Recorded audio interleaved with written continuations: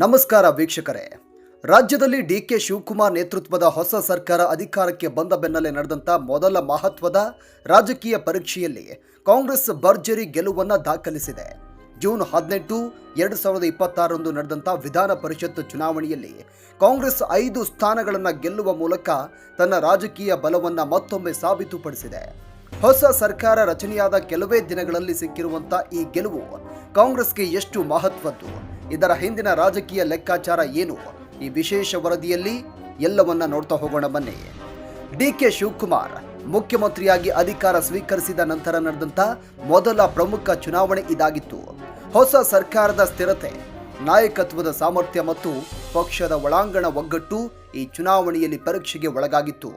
ಆದರೆ ಫಲಿತಾಂಶ ಹೊರಬಿದ್ದಾಗ ಕಾಂಗ್ರೆಸ್ 5 ಸ್ಥಾನಗಳಲ್ಲಿ ಭರ್ಜರಿ ಗೆಲುವನ್ನು ಸಾಧಿಸಿ ಎಲ್ಲರ ಪ್ರಶ್ನೆಗಳಿಗೆ ಉತ್ತರ ಕೊಟ್ಟಿದೆ. ಈ ಗೆಲುವಿಗೆ ಮೊದಲ ಕಾರಣ ಅಂದರೆ ಹೊಸ ನಾಯಕತ್ವದ ಸುತ್ತ ಕಾಂಗ್ರೆಸ್ ಶಾಸಕರು ಒಗ್ಗಟ್ಟಾಗಿ ನಿಂತದ್ದು. ನಾಯಕತ್ವ ಬದಲಾವಣೆಯ ನಂತರ ಪಕ್ಷದಲ್ಲಿ ಅಸಮಾಧಾನ ಉಂಟಾಗಬಹುದು ಎಂಬ ನಿರೀಕ್ಷೆ ಇತ್ತು. ಆದರೆ ಚುನಾವಣೆಯಲ್ಲಿ ಕಾಂಗ್ರೆಸ್ ಶಾಸಕರು ಒಗ್ಗಟ್ಟಿನ ಪ್ರದರ್ಶನವನ್ನ ಮಾಡಿದ್ರು. ಇದು ಡಿಕೆ ಶಿವಕುಮಾರ್ ನಾಯಕತ್ವಕ್ಕೆ ಸಿಕ್ಕ ಮೊದಲ ದೊಡ್ಡ ಬೆಂಬಲವೆಂದು ರಾಜಕೀಯ ವಲಯ ವಿಶ್ಲೇಷಣೆ ಮಾಡ್ತಾ ಇದೆ. ಎರಡನೇ ಕಾರಣ ಮಾಜಿ ಮುಖ್ಯಮಂತ್ರಿ ಸಿದ್ದರಾಮಯ್ಯ ಅವರ ಬೆಂಬಲ. ನಾಯಕತ್ವ ಬದಲಾವಣೆಯ ನಂತರವೂ ಸಿದ್ದರಾಮಯ್ಯ ಪಕ್ಷದ ಅಭ್ಯರ್ಥಿಗಳ ಗೆಲುವಿಗಾಗಿ ಸಕ್ರಿಯವಾಗಿ ಕೆಲಸ ಮಾಡಿದ್ರು. ಅವರ ಬೆಂಬಲದಿಂದ ಕಾಂಗ್ರೆಸ್ ಶಾಸಕರಲ್ಲಿ ಒಗ್ಗಟ್ಟು ಮತ್ತಷ್ಟು ಬಲವಾಯಿತು. ಪಕ್ಷದ ಹಿರಿಯರು ಮತ್ತು ಕಿರಿಯ ನಾಯಕರ ನಡುವೆ ಸಮನ್ವಯ ಸಾಧಿಸಿರುವುದು ಕಾಂಗ್ರೆಸ್ಗೆ ದೊಡ್ಡ ಪ್ಲಸ್ ಪಾಯಿಂಟ್ ಆಯಿತು. ಮೂರನೇ ಕಾರಣ ಸಂಖ್ಯಾಬಲ ಮತ್ತು ರಾಜಕೀಯ ಲೆಕ್ಕಾಚಾರ. ವಿಧಾನಸಭೆಯಲ್ಲಿ ಕಾಂಗ್ರೆಸ್ ಹೊಂದಿರುವಂಥ ಬಹುಮತವನ್ನ ನಾಯಕತ್ವ ಪರಿಣಾಮಕಾರಿಯಾಗಿ ಬಳಸಿಕೊಳ್ತು. ಅಭ್ಯರ್ಥಿಗಳಿಗೆ ಅಗತ್ಯವಿರುವ ಮತಗಳನ್ನು ನಿಖರವಾಗಿ ಹಂಚಿಕೆ ಮಾಡಲಾಯಿತು. ಮತದಾನದ ದಿನ ಯಾವುದೇ ಗೊಂದಲಕ್ಕೆ ಅವಕಾಶ ನೀಡದೆ ಸಂಪೂರ್ಣ ಯೋಜನೆಯೊಂದಿಗೆ ಚುನಾವಣೆಯನ್ನ ಎದುರಿಸಲಾಯಿತು. ನಾಲ್ಕನೇ ಕಾರಣ ಡಿಕೆ ಶಿವಕುಮಾರ್ ಅವರ ಸಂಘಟನಾ ಶಕ್ತಿ. ಸಂಕಷ್ಟದ ಸಂದರ್ಭಗಳಲ್ಲಿ ಶಾಸಕರನ್ನ ಒಗ್ಗೂಡಿಸುವ ನಾಯಕ ಎಂಬ ಹೆಸರು ಈಗಾಗಲೇ ಡಿಕೆ ಶಿವಕುಮಾರ್ ಅವರಿಗೆ ಇದೆ. ಈ ಚುನಾವಣೆಯಲ್ಲೂ ಅವರು ಶಾಸಕರೊಂದಿಗೆ ನಿರಂತರ ಸಂಪರ್ಕದಲ್ಲಿದ್ದು ಪಕ್ಷದ ಮತಗಳು ಚದುರದಂತೆ ನೋಡಿಕೊಂಡ್ರು. ಇದು ಗೆಲುವಿನಲ್ಲಿ ನಿರ್ಣಾಯಕ ಪಾತ್ರವನ್ನು ವಹಿಸಿತು. ಐದನೇ ಕಾರಣ ಹೊಸ ಸರ್ಕಾರದ ಬಗ್ಗೆ ಕಾಂಗ್ರೆಸ್ ಶಾಸಕರಲ್ಲಿರುವಂತಹ ವಿಶ್ವಾಸ.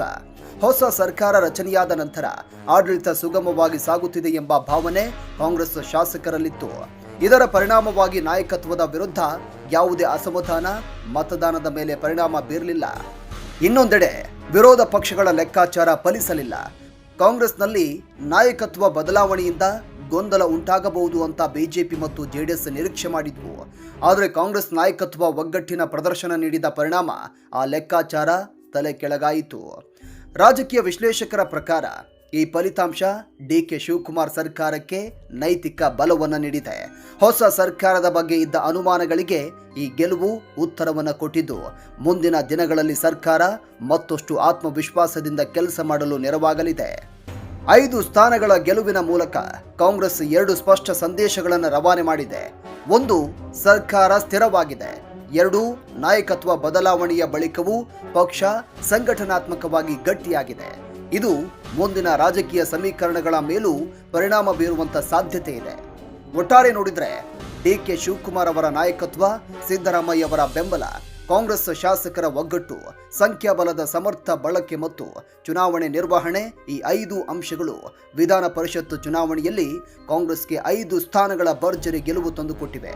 ಹೊಸ ಸರ್ಕಾರದ ಮೊದಲ ರಾಜಕೀಯ ಪರೀಕ್ಷೆಯಲ್ಲಿ ಸಿಕ್ಕಿರುವಂತ ಈ ಜಯ ಕಾಂಗ್ರೆಸ್ಗೆ ಮುಂದಿನ ದಿನಗಳಲ್ಲಿ ಇನ್ನಷ್ಟು ಆತ್ಮವಿಶ್ವಾಸ ತುಂಬುವ ಸಾಧ್ಯತೆ ಇದೆ.